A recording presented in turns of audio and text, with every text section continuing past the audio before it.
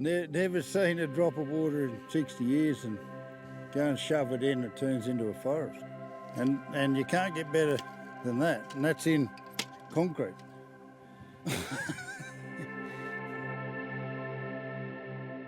Look, what's going on here in this piece of land? Been desertified for at least 50 to 60 years, exactly like you see there now. And the introduction of water has brought so many different species up. Look at the status and the natural stuff. And see straight in the V, Mark, where the load of V is? Boom! That's where she grows. It stimulates the seed that's been dormant since dinosaurs were here. We'll give or take 3 or 4 years.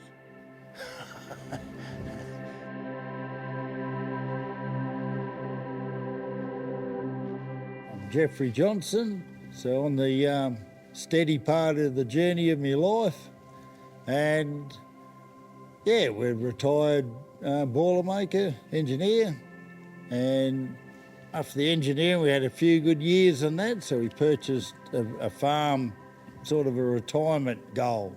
Yeah, got here and it was a bit drier than I thought and harsh, so yeah, just go and drive a road train part-time to top up the beer fridge with beer. About 3 years ago, I was sitting in the workshop here in the man cave, having a bit of a coldie and having a bit of a look out there, and I could see the old clouds rolling in. Next minute, bush, down she come, and then I just watched about maybe 25 mil rain or whatever it was come down, this beautiful big storm. So you just had this wall of water just sending all the way down to the creek. Yeah, beauty, she's all raining, we're going to grow. Next day I went out with the shovel there to go and sit. And then I chipped the first 20 mil off and there was dust. And I'm thinking to myself, we've got to do something about this. The property, which is 1,750 acres or 705 hectares, so it's enough size to really test some theories out on how to go about it. The very first initiation of the rip thing was an idea what I got ripping through the Pilbara on the quad bike. You get those big barren flat areas and the cattle would walk at one little track all the way back to the water point.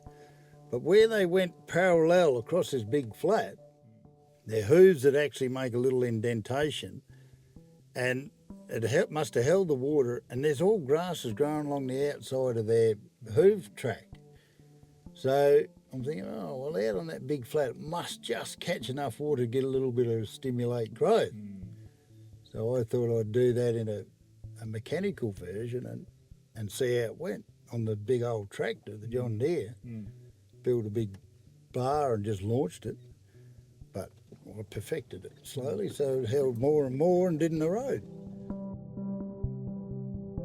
So that's around 250 mil is the average depth. But this bit here at the bottom only just cracks it, and these little wings here, once it's down to there, they just push that zone out. The dirt's forced under there, so it actually packs the side of the V so that it doesn't erode with the water hitting it. So one flicks it out, the other one packs it in. Then I looked at the front end loader and I made the same principle that I designed with the tractor, put them on each side of the bucket. And then away I went, and holy Jesus. Rightio, we have the lovely Samsung 12.5 tonne loader. They bolt on, those wings bolt on the side.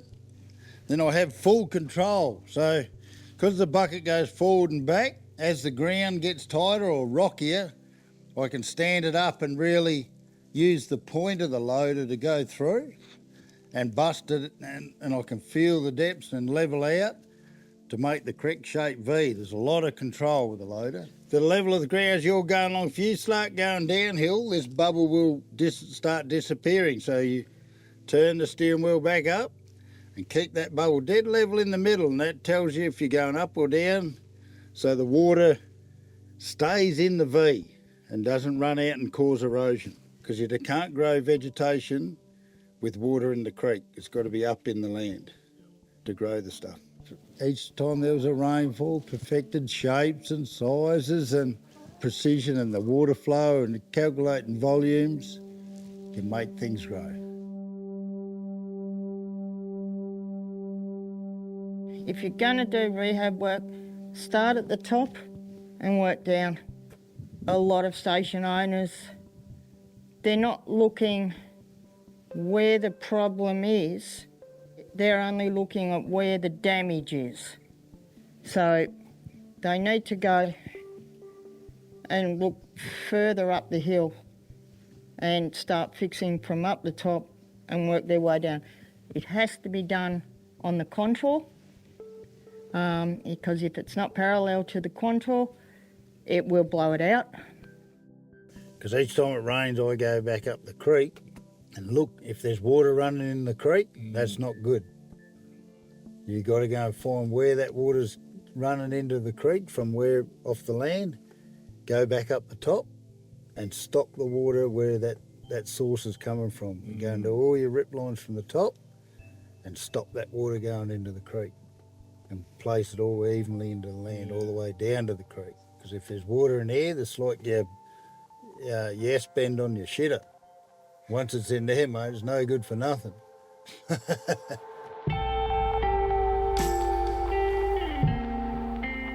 First time ever, there's been grass all around these big granite rocks and that. So you've never seen this before? Never seen growth in there. That's always been just, well, it's always had a big thick crust on it. So it sits in here, it's got the volume, catch it perfect, and it's got time for the rock to absorb it, because this stuff takes that's nearly half an hour for that volume of water in this hard rocky country to actually go into the ground, which is big time. So these plants are all come up with that water that's gone in underneath, activated their root system, and voila, plants. This is a good example of what, probably I'd say a quarter of this land all amongst these trees is like, and all the Pilbara and the Gascoyne and Midwest, all full of these big bare areas like this. But have a look at the growth here, and have a look at the size of Mulla that got stimulated. He's on steroids, that fella. And the growth each side of this V, and have a look at the amount of seeds in here. But all this, there's probably a quarter of this paddock looked exactly like what I'm standing on, which is equivalent to 50, 60 hectares is just nothing. All because of the sheep of animals have pulled all the grass off of there and bared the land and made it impenetrable for water. But as soon as you put a bit of water in, look at this. Amazing, isn't it? And that took, probably 30 seconds to do that one V. But nothing's ever been planted on here. Every single one of them seeds is just twanged here natural. And all from the stock days, we got heaps and heaps of clover, and all that have been dormant in the land for about 30 years on. And with that stimulation, we got big, thick masses of clover and all coming up without planting a single seed. Because this is really the first year that has experienced all the grass. So it needs the grass to break the soil up to create the tree environment. All those little new ones are this year's model. He would have stimulated on the first rain in February. Late February, I think their first rain was. They grow like buggery, these guys. But yeah, sitting the water there, having that nice area of water sitting and allowed to soak in, it's going in underneath, and everywhere that we've been, these guys are just sitting nicely on the edge of the rip mark and growing.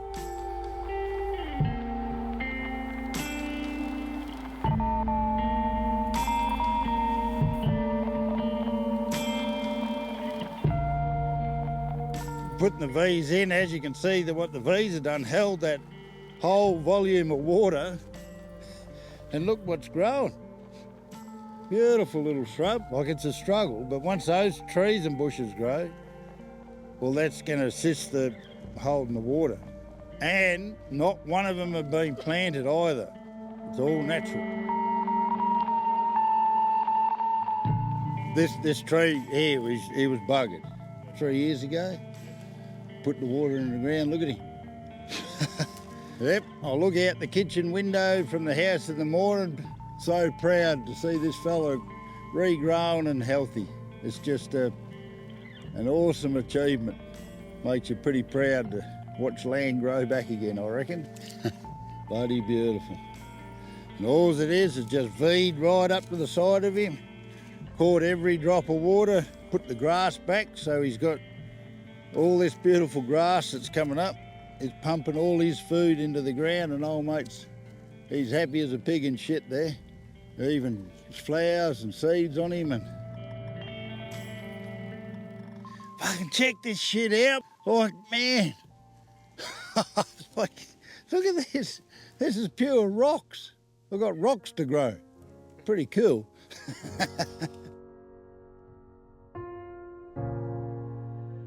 And here's a perfect example why you'd never dig swales, what they so-called swales, or any trenches in your topsoil. Here's a perfect example why. This is where I dug big trench all the way, catch all the water. But old mate here didn't know water went downhill. Filled up with water, all the water evaporated. And see this section of soil here, this vital top bit of soil? See all the moisture coming down here? Coming down here, coming down here. And what happens with the wind and the sun? No more water, no more food. All this area just starves itself to death. Fucked the whole show right up. But you do it evenly all the way up the hill, and look. Don't dig trenches. I thought, looking at the side of the hill, I thought, I'll dig a big swale down the side. That'll catch all that water. But in all my engineering days where I've had to work out volumes and everything, still didn't play a role in it simply calculating up how much water does land on the ground during a 25 mil downpour, or very simple mathematics, and calculate out whatever your length is. From the top of that hill, say it's about 1 kilometre, so you've got a 30 metre fall in 1 kilometre, and 25 mil of rain. Once it gets momentum, if you've got a big trench dug here, yes, the water runs full noise across there, can't get in the land in between your trench, and then drops into here. And water only goes two ways, downhill when it's on the land, or evaporation. So if you've got a big heap of water sitting there for a period of time, there's only one way it's going to go, that way.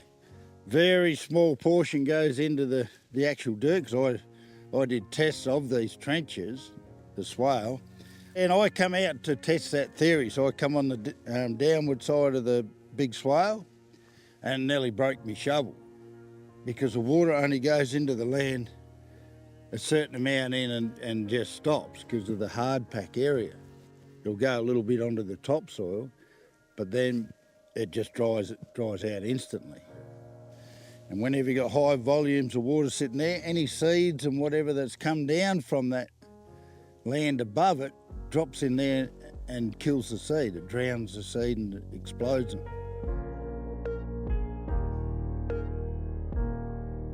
Yeah, so when we first got here, still had me old, where I grew up in Salmon-Gums, north of Esperance, the old farming methods, where they got in with ploughs and all that, so that was still impregnated in with rain. And I went out and ploughed the croppable sort of area, the pasture area, and this absolutely killed the soil.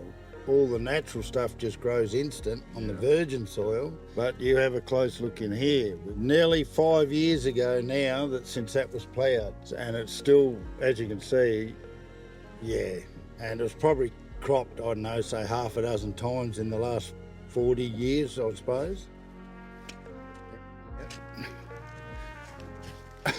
You watch the difference when I go 50 metres over here into the virgin soil. I'll do the exact same demo.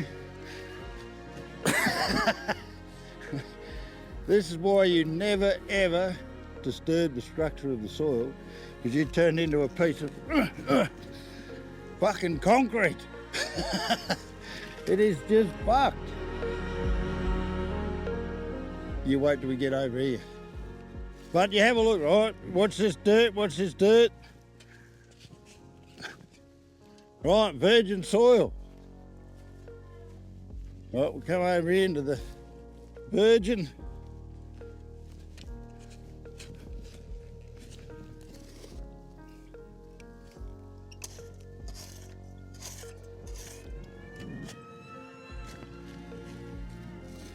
Trees, plants, growth, green, health, green, 15 metres away.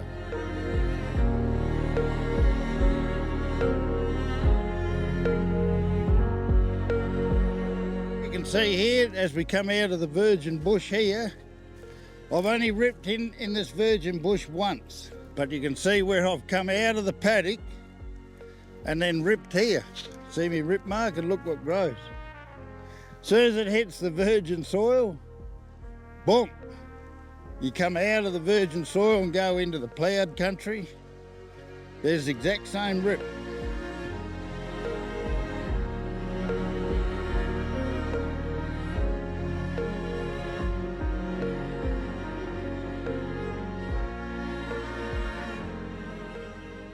See, the cattle have been here and smashed this tree to bits, but it is growing back. See all the new shoots here and the new shoots here? So I'm monitoring this tree. It goes 1 month before the animals are back, and last 2-week rotation on here, they didn't come back and eat the new shoots either. So I'm hoping that they won't keep coming back and wrecking that tree. But it just shows you've got to keep the animals off. The cows and goats, they do 2-week rotations. There's 3 paddocks and they do 2 weeks in each paddock. It's not very big compared to a station property, but the principle is the same, that to be able to keep the land productive, you do need to rest your paddocks, whether that's done by a paddock rotational or reducing or decreasing your stock. So the stock now, where I've had to rehabilitate from damage from stock walking down and going bearing all that area around a water source, I've changed their water source, their food and their shade. They're always walking down the bloody hill, straight down the hill, the shortest route, and then causing water erosion. So we take the water and food to them and the shade. But they love their shade, and we get 3 months of the year that's 40 plus degrees, so this shade is very welcoming to the animals, same as you and I. And then a nice cold drink, just like we got here. And we got the mesh on the top. The goats sit up here during the day too, up on the top here. And then we just filter the rocks and shit out of the wheat in the mesh. And this is their little smorgasbord table. Meals on wheels and water and shade. And you just hook it up with a buggy and smoke off to the next paddock. So they don't go down there anymore. It's allowed it all to rehabilitate, and they've evenly, their footprints haven't had an impact now. You don't expect normal with Jeff. When he's got something like this EOV project and the carbon project on his brain, he gets very, very obsessive about it, to the point where you just want to go, enough. But, you know, everything that he's managed to do since I've met him in the last 20 years, he's pulled off in more ways than one. It's always been successful.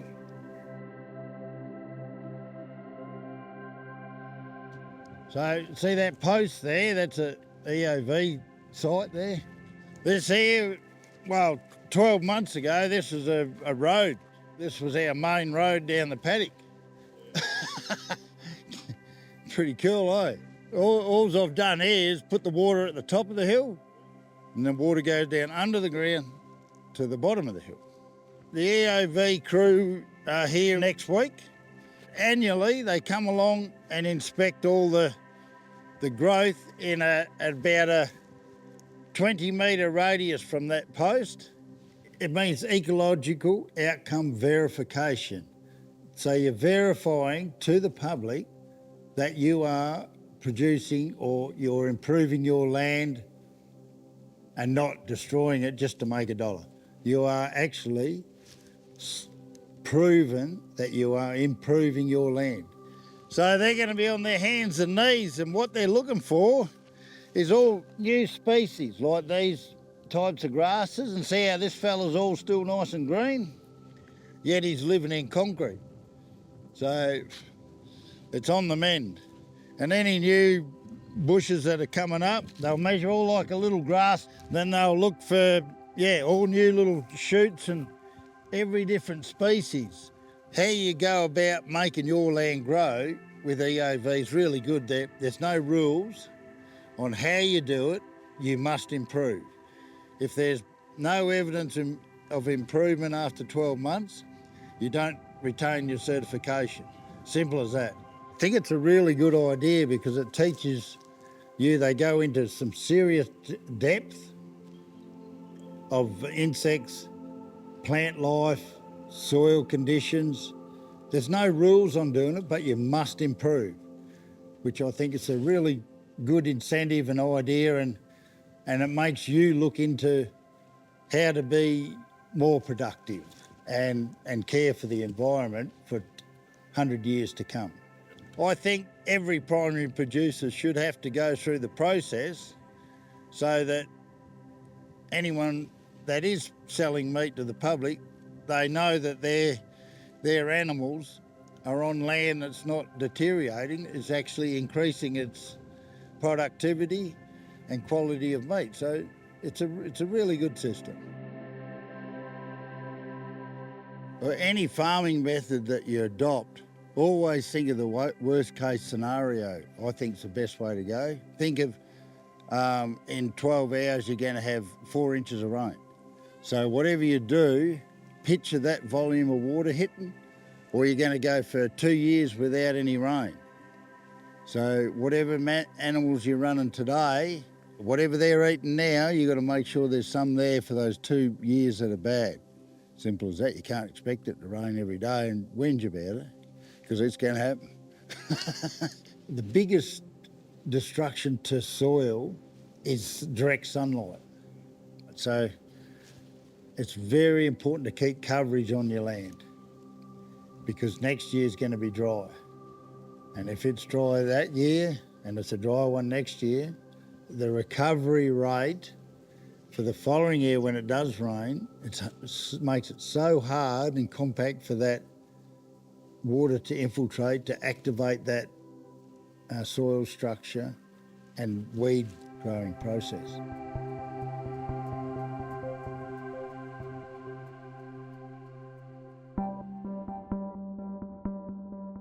We got a really unique situation on our property here, because like every other station country, you don't have power lines running to our properties. So we had a small solar system here, just running our fridges. Then I got a bit bigger one to run some fridges here in the man cave, and it still didn't cut it. And then we've invested our money into a 36 kilowatt with 126 kilowatts of storage. Wow. You'll see 36 kilowatts. There's 4 inverters, so it's producing 36 kilowatts at the moment. And then our battery system, we got 126 kilowatts of storage. It's been in for 18 months now and never goes off. It's too hard to go to the pub all the time, so we brew our own beer and cider. Then we gas them. So we got 38 litres on gas, and then there's 38 litres in the fridge down there that you slurp away on. As soon as they're done, these are all gassed ready, so you're never without beer.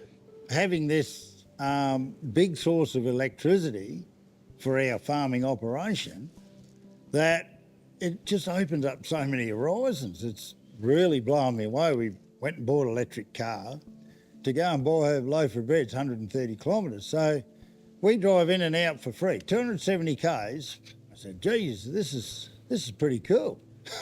So we got the ride-on lawnmower and running off this solar system, welding, 12 kilowatts to run a weld machine, charging an electric car, 50 kilowatts. There's no servicing. So it's getting better and better, this having abundance of solar electricity. It's incredible. So we went and bought an electric buggy for around the farm. With solar as well, it just means that it's becoming a greener home. That was the best thing for me as far as I'm concerned. You know, we don't pay an electricity bill. The electricity never goes out.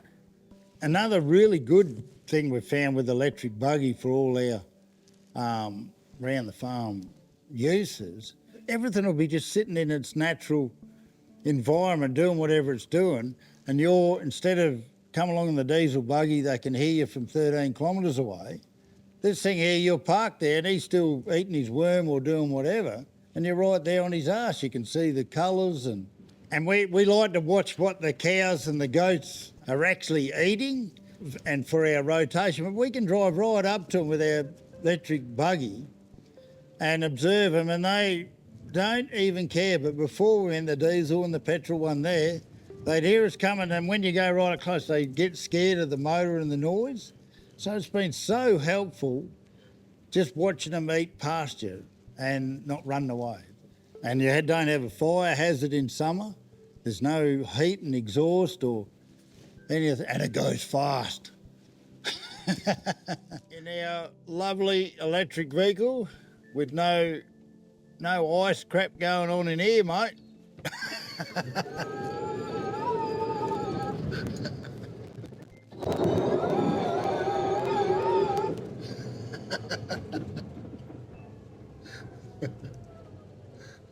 The power of electricity.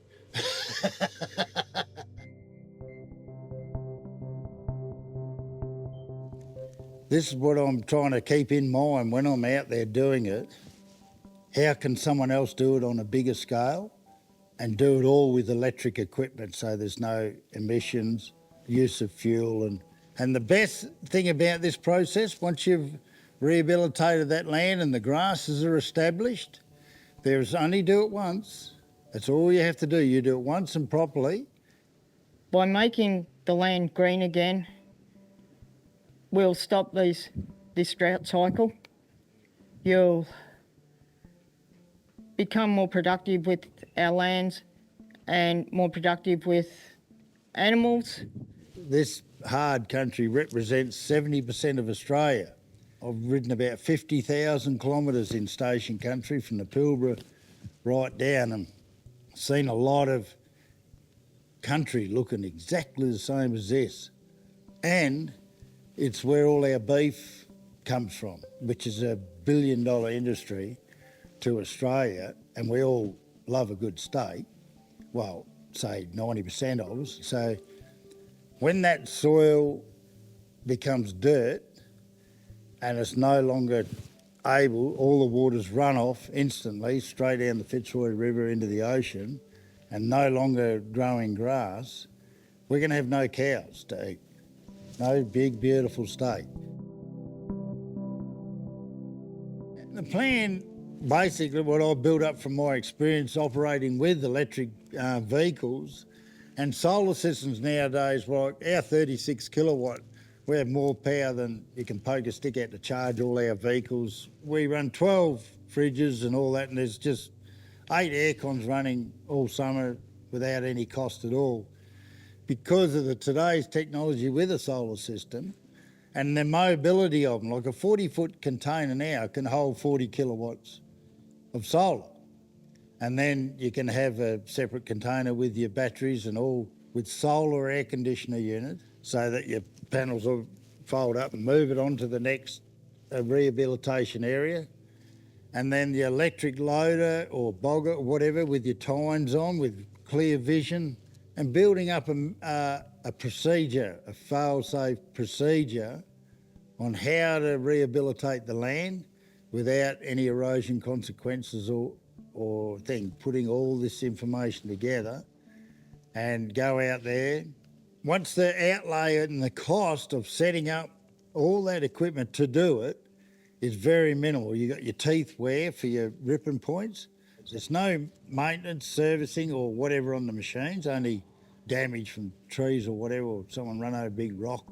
So very minimal to service and maintain that gear for a long period of time. I'm thinking if you rehabilitate 2 million hectares of land, the benefits and results and the amount of stake that I can get off of that, it'd be just so rewarding. And then because you've rehabilitated that concentrated bad areas first, obviously from the top of the hill down to a river system, you don't have bridges washing out, you don't have roads washing out, you don't have to build levee banks in town to keep it out of people's houses. You've rehabilitated that. That's not only growing and also producing animals for people to eat, and the food, the whole environment, the ecosystem in those big riverbeds like the Ashburton and the Gascoyne and the Murchison, and as all the water's filtered naturally through, and any excess coming in from the sides of the bank of the river and dribbling in there, the growth there and the filtration, you have this beautiful fresh water trickling past. The fish, the insects, the bird life, everyone thrives by spending the money where this water's all degrading the land, degrading the river system, filling someone's house up with water. So that water course there, when it was ploughed, just a big wall of water come roaring out of there twice in 1 year, and only probably 200 mil that year on rainfall. And this fence here just grabbed all the loose shit that was on the top, backed it up against the fence and just pushed it clean over. So now we had 280 mil for the year and some good downpour, 90 mil in one 24-hour period, and not one drop of water come out. Only the water that landed on the track went down there. So the whole gazillion litres of water all went evenly into that land back up that ridge in that ploughed paddock because of these attachments, the bees. Yeah, and now hence why the natural bushes are springing up now, because they've got the right amount of water at their root level. Well, the main question I get back is that's too hard. Well, tell me that in 50 to 60 years' time, it's not too hard now, because we're going to be living in a whole goddamn desert. So today it might be hard, but to go out there and start doing it and perfect it along the way and do it all on a big scale, 50 years' time, those people that'll be around will be very thankful that we said, yes, we can go and rehabilitate that land.